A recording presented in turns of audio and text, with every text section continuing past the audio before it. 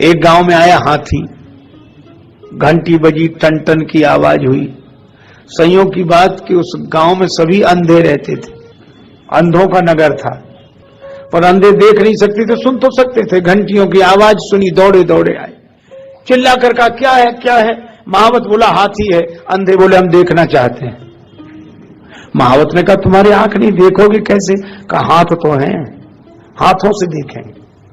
ठीक है, महावत ने हाथी बिठा दिया। अंधे टूट पड़े, किसी ने पांव पकड़ा, कुछ अंधों ने, कुछ ने पूंछ, कुछ ने कान, कुछ ने पीठ, किसी ने सूंड। देख लिया? हाँ देख लिया। हाथी लेकर महावत चला गया, अंधों में झगड़ा शुरू हो गया।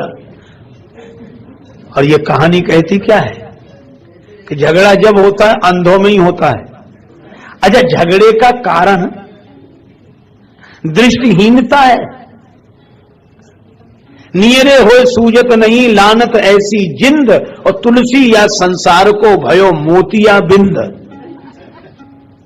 तो ये मोतिया बिंद दूर कैसे हो? दवा लगाओ। कौन सी दवा? गुरुपद रज मृदु मंजुल अंजन, नयन अमीय दृग दोष विभंजन।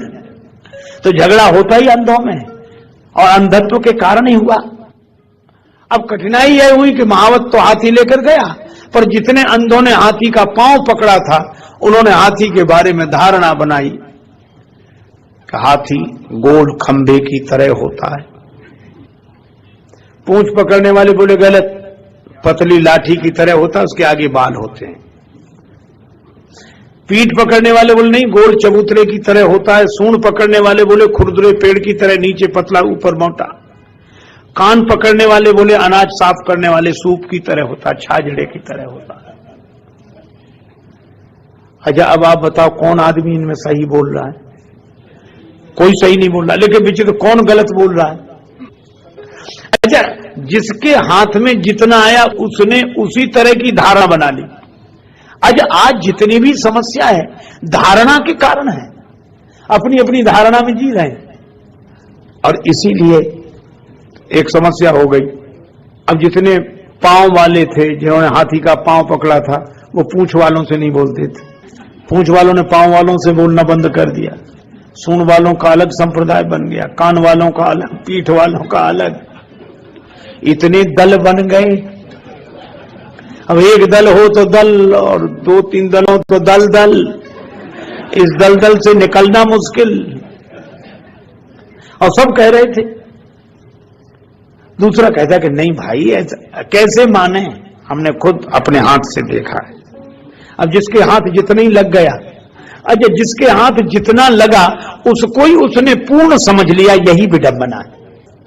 अच्छा, लगा हाथ हाथी ही था, वो बेचारे निर्दोष भी हैं, उनका कोई दोष नहीं है, लेकिन अब क्या करें, धारणाओं में बंधे। अब अलग अलग दल बन गए, कोई किसी से बोलता नहीं था, एक समूह अलग, एक समूह अलग। तो कुछ अंधे मौजूद नहीं थे उस समय जब हाथी आया था, वो बाद में आए। उन्होंने देखा कि हमारे गांव में क्या हो गया, इतने प्रेम से रहते थे हम लोग। किसी ने कहा कि हाथी आया था, उससे ये विवाद हुआ। तो वो अंधे बोले कि इससे तो हम तभी मजे में थे जब हाथी हमारे गांव में नहीं आया था, ये हाथी ने तो और उपद्रव कर दिया। समाधान क्या? कुछ लोग बोले कि महावत कह गया था कि 4 दिन बाद लौट कर आएंगे, प्रतीक्षा करो। लौट कर आया, फिर घंटियां बजी, हाथी के आगमन की सूचना मिली, अंधों दौड़े। महावत ने कहा क्या बात है, हाथी देखना चाहते हो तो तुमने तो उसी दिन देख लिया था। अंधे बोले उसी देखने ने तो उपद्रव पैदा कर दिया, तो क्या बात है? एक ने कहा कि हाथी गोल खंबे की तरह होता है। महावत बोला हाँ वैसा भी है। पूंछ पकड़ने वाले बोले वो पतली लाठी की तरह नहीं होता जिसके आगे बाल लगे होंगे, वैसा भी है। पीठ पकड़ने वालों का गोल चबूतरे की तरह का, वैसा भी है। सूंड पकड़ने वालों ने कहा खुरदुरे पेड़ की तरह का, वैसा भी है।